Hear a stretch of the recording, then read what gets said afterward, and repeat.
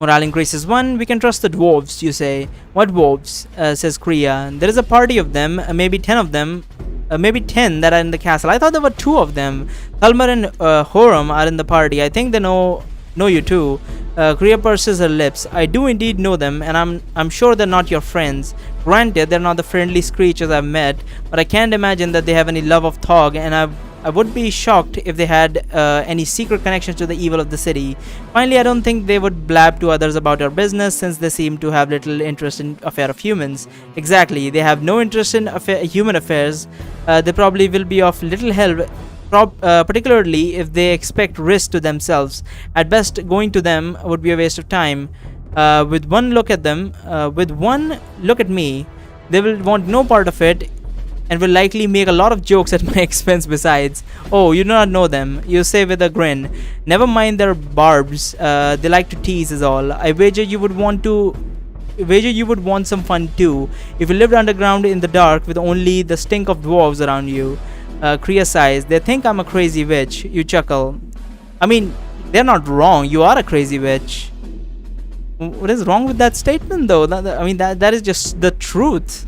I think they're a little bit wrong, though. I will have to say, you are not just a crazy witch. You're a crazy witch bitch. That's your official title, as I said a couple of episodes ago. Anyhow, you chuckle. They think all humans are crazy. What makes you think they have singled you out? If you must know, Thalmor and Horam have said this to my face more than once. They think I'm hellbent to kill myself and take others with me. That's true, you say, putting your finger to your chin thoughtfully. Now remember them warning me about you back at the inn. Those are some wise dwarves. Yeah, I honestly should not have gone to Korea. I should have just fucking booked it. Again, linear, I guess they can't really make the game this branching that I don't just go and talk to Korea. That would be ridiculous, considering it's a free game at top of that. Anyhow, where were we? You and get Korea. The dwarves are a reasonable choice given the reasons you listed, but by the time we convinced them to help, assuming we could accomplish even that, Bonebrock would be dead. I suppose the Alathian priest would be logical. They must hate Thog, you say with a sigh. And maybe they won't call you a crazy witch. You wink at Kriya again. Kriya nods, ignoring your jab at her. The Alathian may be more willing to overlook our appearance. Are you serious? Alathian have been beating the shit out of us since the fucking start. When we came in as a dark elf, they were beating the shit out of us. Was it just because we are a dark elf? I don't think that was the case. I have no idea why they were that hostile, honestly. I think that because we were a priest of some other god or some shit like that, that they were being that fucking hostile. But other than that, I would say, yeah, it's a bit ridiculous. What can I say?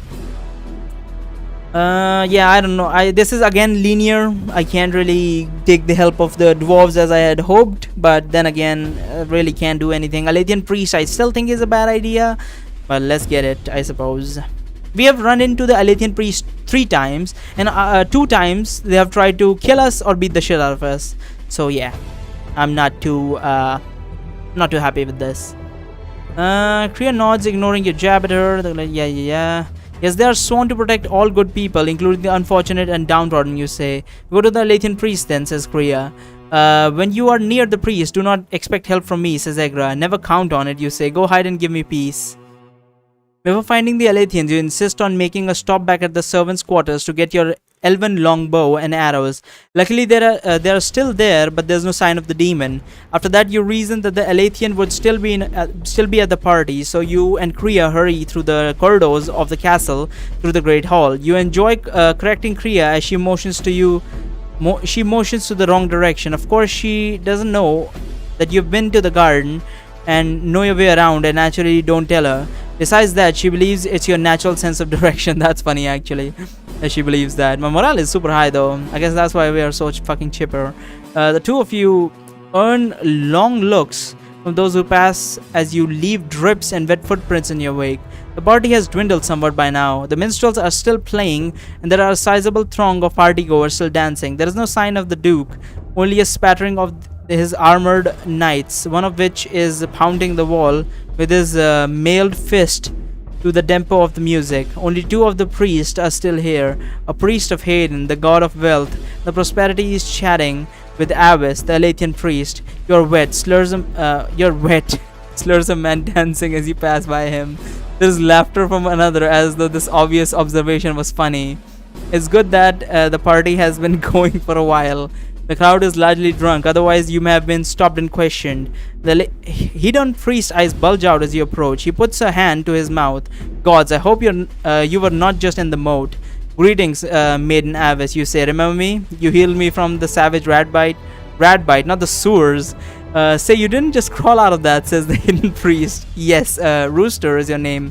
Avis says, smiling politely. May we speak to you alone? Says Kriya. Avis looks to the hidden priest. Excuse me. The priest nods and gives Avis an sympathetic smile. He's sympathizing with her, really? Okay. Quickly, you lead Avis to the side hall. Where is Bone Brown, captain of the guards? Kriya says. Avis raises her beautiful eyebrows that seem far too well sculpted and maintained for a woman so dedicated to her god. Yeah, she's got fucking. She doesn't have makeup on, but she got her fucking eyebrows done. That's funny. He's gotten the private ceremony. Where is that? Kriya asks urgently. In the inner temple of Aletheia, as the custom for the final rites of the path of the Bloodborne. She says, Bonebrow is not Bonebrow, you say. He's a high priestess of Thog in disguise. What? Says Avis. How do you know this? That is a long story, you say, but trust me. Avis sets her lips into a thin line for a moment, and then says, should it be it? I will inspect him. Good, where is the temple? Says Kriya. At the very end of the main hall, Avis' expression hardens. We cannot interrupt the ceremony. Lady Wallington's unborn is having the most sacred blood rite. To interrupt would be a doom to mother and child. Guarded by a priestess of Thog, you say. What if the impostor does some sort of evil during the ceremony? My high priest is there, so likely the impostor would perish, although... Avis' sentence trails off, and then she focuses on you. Forgive me, but I must be sure what you say is true. Prepare yourself. I shall ask Aletheia to look into your soul. You don't like the sound of that. You'd rather not take the time. Anyway, still you do speak the truth, so perhaps it would be best to submit to this. Another option would be to run for the temple. That ought to force Avis to follow. Finally, you could say that such a probing is frightful to you and that perhaps it is better to wait for the ceremony to end after all. Once you're out of sight of Avis, you and Kriya can head to the temple. I think Summit might get me killed. Run for the temple is just stupid. That just might get me killed 100%, more than likely 90%. But Summit could get me killed, could not get me killed. It's just a matter of is she going to be scanning every memory of mine and just going to pulling out everything? But if she's not going to be scanning all my memories, I suppose this one will do, because I don't know how she would react if she found out that I am, I suppose, a priest of, whatever is my god, Ohur, or whatever. Submit, I suppose, let's say. Life decreases 1. Very well. You say, I shall submit to Alethea's inspection. No, you will not, shouts Egra in your mind. Before you know it, you're running away. Well, more like limping, jerking, since Egra does not have full control over your body. Halt, shouts Avis. There's magic behind her word, because suddenly you're seized by the need to stop. You fall face first to the ground, striking your head against the wall. Like a puppet, you're on your feet and running. This time allowing yourself to sprint at full speed. You turn the corner and race down the main hall. That was ridiculous. Star boost. Yeah, I know I need to boost my survival stat. But not to interfere in the ceremony, comes Avis' voice. The swooshing sound, then you're slammed in the back as though by a massive fist. You were sprawling onto the floor, sliding for a few meters. Quickly get to your feet. Rooster, shouts Kriya, looking bad. You see her running after you with Avis further back. Now rounding the corner of the side hall. Soon you lose sight of them as you sprint past a pair of large statues. Stop him, comes Avis's voice. Stop the runner. Knight, who was walking ahead, stares at you for a moment, then clinks towards you in his plate armor. You dive past him, somersault. What? You dive past him, somersault. You're back up on your feet. That slowed you down, but not much. You should still have a pretty good head start on Avis. I prepared to smite evil. I have 1 health. How am I supposed to smite evil with that? I can only smite myself at this point. I prepared to smite evil, champion, says Egra, now fully back in your mind. I was afraid you would leave this to me, you say.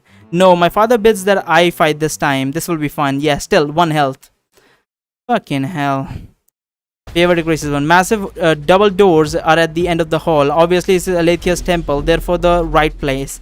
Depictions of Aletheia in various poses are carved into the thick marble door frame, including her swinging a mace. Another where she is kindly offering her help to the viewer, her hand to the viewer, and another where she holds her shield up high. The oak doors themselves are carved and painted with a massive pair of Aletheas. Okay. One for each door. I mean, that is absurd to make 2 of your guards, but okay. And the same place as well. That is kind of weird. You grab the large door handles and pull. The doors creak in a few inches but will not open. Locked, you think. You haven't your thieves pick. Nothing is locked to the trickster, says Egra in a soothing voice. The tingling in your hand and the door swings open with your pull. The captain is an impostor. You shout as you run into the chamber. Perhaps not so fun, says Egra. The white temple halls are spattered with blood, with much of its puddles on the floor. Several guards are splayed on the ground, their entrails spilled. What the? Wait, what did I walk into? What type of blood rite is this? The white temple walls are spattered with blood, with much of it in puddles on the floor. Several guards are splayed on the ground, their entrails spilled. On the altar lies Lady Wellington, lifeless, her dress up, her legs spread eagled, her face pale, her eyes dead glass. There is a great deal of blood between her legs. The high priest is lying on the dais of the Alethean altar, his eyes bulging. He's alive but not moving as the paralyzed. Bonebrow stands nearby, grinning as he looks towards the floor. You see a monster, a mess of tentacles and teeth. There is perhaps the size of fat cat slither on the what? That is perhaps the size of a fat cat slithering on the floor at tremendous speed, leaving a trail of gore from Lady Wellington's nether regions. It reminds you of an octopus you found on the beach near your home, only this one has no eyes and a huge mouth. Suddenly the monster leaps up onto the face of the high priest. The priest struggles and screams before the thing clumps down, silencing him as his legs convulse. Bonebrow turns to you and shouts, "Behold, fool, the birth of a god."